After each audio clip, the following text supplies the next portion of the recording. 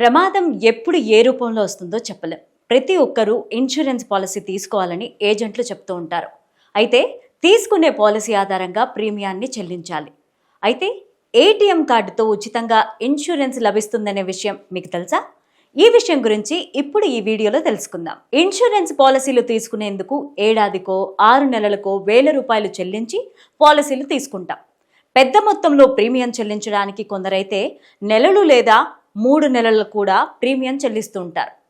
ATM కార్డుతో ఉచితంగా insurance పొందొచ్చు. బ్యాంకులు తమ ఖాతాదారులకు ఈ సౌకర్యాన్ని అందిస్తున్నాయి.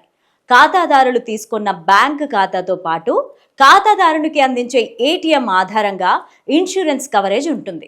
ఎస్బీఐ బ్యాంక్ ఏటీఎం కార్డును కలిగిన వారికి 4 లక్షల ఇన్సూరెన్స్ అందుతుంది. అయితే ఇది విమానంలో ప్రయాణించిన సమయంలో ప్రమాదం జరిగితే కూడా వర్తిస్తుంది.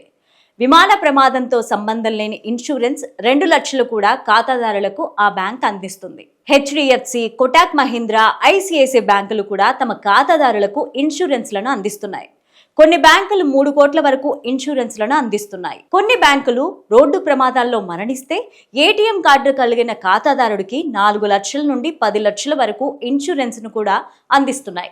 బ్యాంకు ఖాతా ప్రారంభించే సమయంలో, డెబిట్ కార్డ్ జారీ చేసే సమయంలో ఈ విషయాలపైన బ్యాంక్ అధికారుల నుంచి వివరాలను తెలుసుకోవాలి. ఈ డెబిట్ కార్డు ఖాతాదారుడు మరణిస్తే బ్యాంకులో ఉన్న సమాచారం ఆధారంగా నామినీకి ఇన్సూరెన్స్ డబ్బులు అందిస్తారు.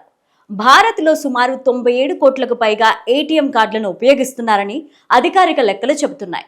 ఏటీఎం కార్డుల మెయింటెనెన్స్ కోసం ఖాతాదారుల నుంచి బ్యాంకులు డబ్బులు వసూలు చేస్తాయి.